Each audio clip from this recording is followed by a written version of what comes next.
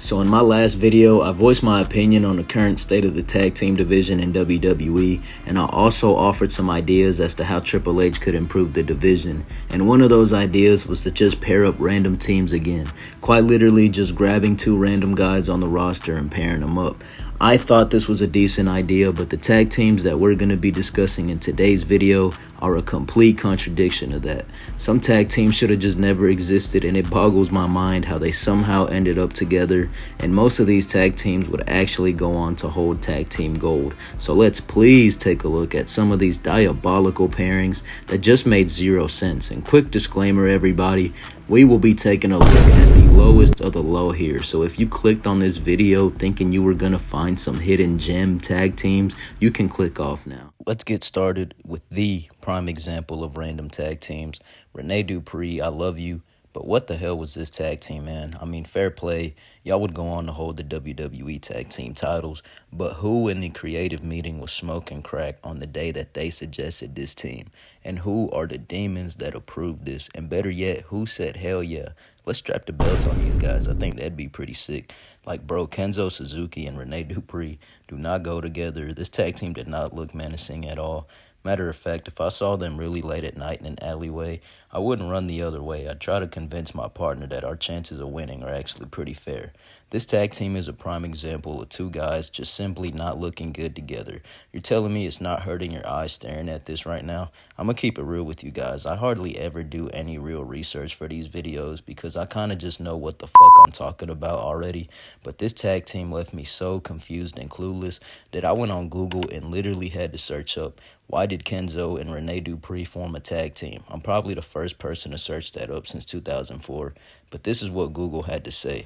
Kenzo Suzuki and Rene Dupree formed a tag team in WWE as a result of creative decision to give Dupree, who had been struggling in singles competition, a chance to succeed in tag team work. This odd pairing was a way for WWE to capitalize on Dupree's existing momentum, where was that, and allow him to shine in a different format. I guess that makes sense if it's even true. I mean, this is Google AI we're talking about. I'm not sure how accurate it is, but regardless, Rene Dupree really got stiffed with his tag team partner. Or did Kenzo get stiffed with his tag team partner? You guys let me know what you thought of this team. Another one of the worst tag teams I've ever seen is this create a superstar ass pairing of Casey James and Idol Stevens, who is Damian Sandow. I was just recently reminded of this team while cooking up my No Mercy 2006 review. They had a match against Paul London and Brian Kendrick on there, and I hate to spoil things, but that shit was straight garbage. I almost cut the pay-per-view off and called it a night because for some reason that match had so many unnecessary near falls. It was ridiculous. They were around for a brief couple of months in 2006 when the tag team division was really struggling, hence how they managed to actually get a match on a pay-per-view. This is the exact reason why back in the day when shit was still on pay-per-view, WWE would show the final card on the Go Home Raw and SmackDown episodes, just in case there was matches like this that make you feel guilty enough to tell your parents that it's okay to skip this one out and they didn't have to buy it. Besides that random match though, I don't remember much else from their run, and you'd be lying if you said you did. They didn't really do much and were just a filler team trying to help out a dying division. I don't know why, but for some reason, whenever I look at a picture of this team, I just feel robbed. Do you guys feel that too? I feel like asking for my refund just staring at them. They look like a scam. I just don't know how to explain it. But this is yet another example of a really crappy tag team. I'm going to stop cursing in these videos, I promise. They just look like the strange 30-year-old brothers that live with their parents next door. And I can completely understand why their run only lasted a couple of months. Next up, we got to talk about a team that I don't really see a lot of people talk about. And that team is the Basham Brothers. But the thing is, I love the Basham Brothers. These guys are Columbus, Ohio legends. They're so underrated, and they're not on this list for being forgotten or being a trash parent.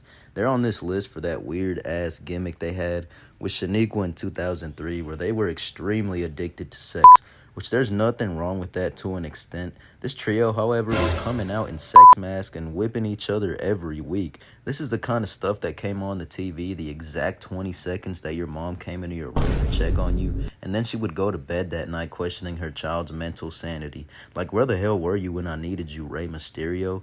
Like I said, though, I love the Basham Brothers. This was just a weird phase in their careers. The stuff they did with JBL was part of the cabinet after was way better and normal, thank God. I wonder how Vince McMahon managed to talk them into this gimmick, but given that it was most likely his sick idea, I'm sure they really had no choice. Next up, bro, do y'all remember the Ascension? What the hell happened?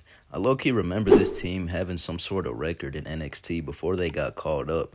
I can't remember if it was like an undefeated streak or longest reigning tag champions, but they were messing stuff up on NXT. Like I said, I'm going to stop cursing in these videos. But yeah, they got to the main roster and just faded into obscurity. And it's a shame because these guys were actually a pretty cool team. They had a unique look and a pretty sick entrance, and it looked like they were poised for stardom. But unfortunately, that was not the case. This is what they looked like towards the beginning, then at the very end of their run in WWE. Not too sure what they're up to now, but it sucks for them that they were completely misutilized.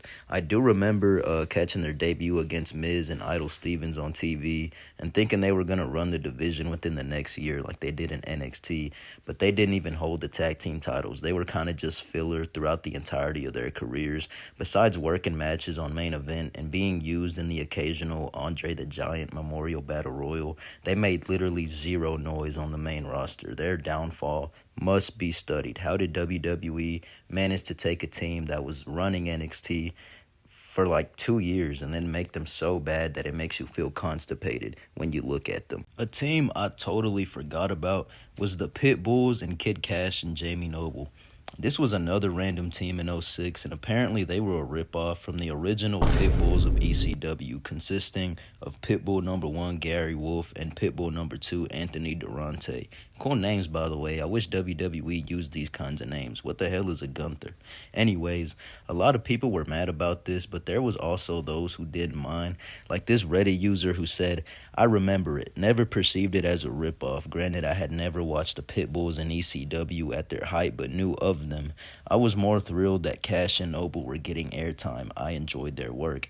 And that's just so true, bro. Kid Cash and Jamie Noble are both criminally underrated, and I know it pissed off diehard fans in '06 that they weren't being utilized, so seeing them as a tag team must have been pretty cool. They were only together for like 5 to 6 months and didn't really do anything of significance besides having a tag team title match against London and Kendrick at the Great American Bash in '06, and I think that's why a lot of these random teams were formed in 2006. The tag team division on SmackDown was so thin that they would make these random teams just so they would have someone to feed London and Kendrick at the next pay-per-view. This was an awesome pairing, but unfortunately, another useless tag team. Next up, I know y'all forgot about this one. It's Lance Storm and Val Venus. That's right, rub your eyes, slap yourself in the face, do what you gotta do. You're not dreaming, this actually happened. And yes, that is them holding the World Tag Team titles. So, yeah, this was in 2003, and I think the reason these two started teaming was because William Regal, who was Lance Storm's original tag partner, got injured IRL. This was honestly such an odd pairing, as these two wrestlers literally contradict one another. Val Venus is an overly sexual and unserious character, while Lance Storm, on the other hand, is stone cold 24/7 and has no emotion on his face whatsoever. Lance Storm is so underrated, by the way. God just had to nerf him with his mic skills. Otherwise, he would have been a huge star. Val Venus, on the other hand, had his moment of stardom in the Attitude Era, and I love him, honestly. He's another solid wrestler, more of a gimmick but entertaining as hell regardless. This is again another example of two good wrestlers who make a bad tag team, and I better not hear anyone in the comments say this was actually good. Stop lying to yourself. Another bad tag team was the Dicks. Do you guys remember the Dicks? They were around in 2005, and their tag team name was literally the Dicks. So don't age restrict me, YouTube.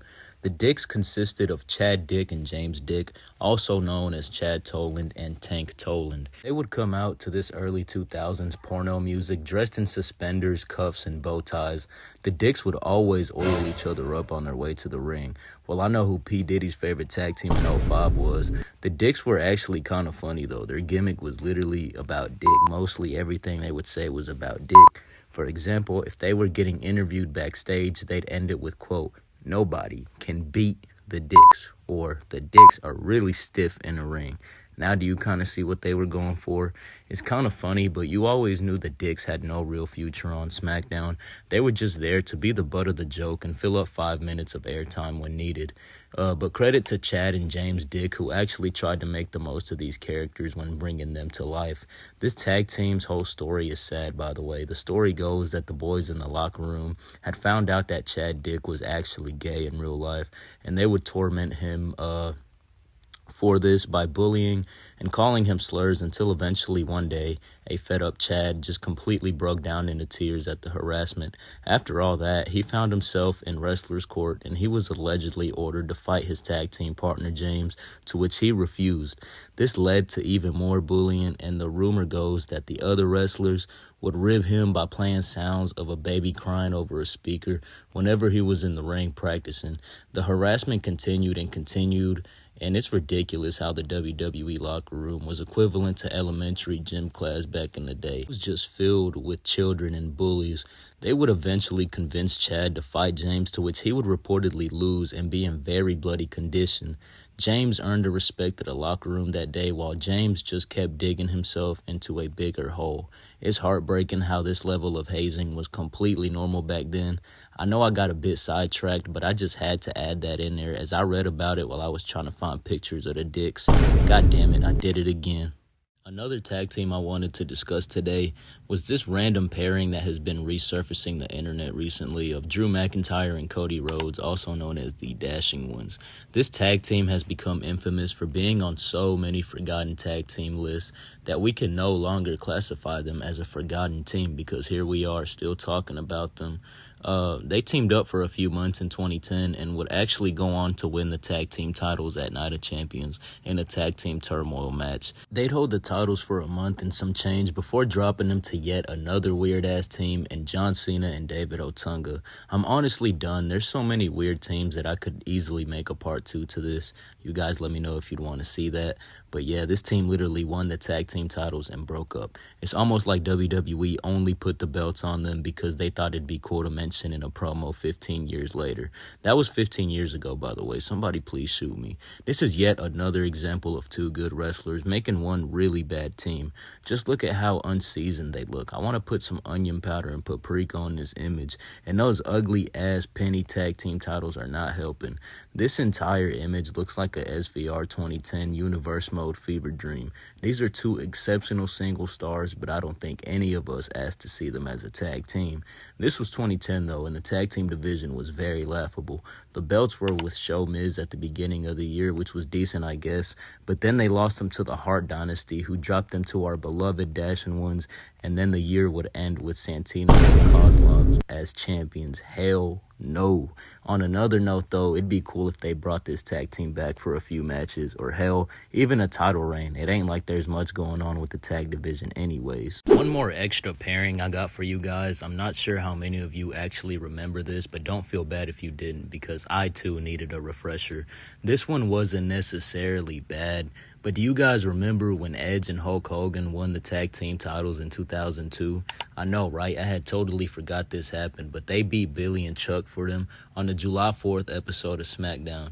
They'd hold the titles for a few weeks before dropping them to the team of Christian and Lance Storm. What a team, by the way. At Vengeance 02. Very brief title reign, but this was done more so to please the fans with the pairing of Edge and Hogan, who were mega baby faces at the time. Regardless, though, this was still a very random pairing. That's all I had for you guys today. I really hope you enjoyed the video. Leave a like and subscribe if you want to see more. And let me know of more random tag teams you guys can remember in the comments down below. I read every single comment, so please do leave one. Also, would you guys like to see a part 2 to this? Let me know, because like I said, there are a lot more random tag teams that I can roast and talk about.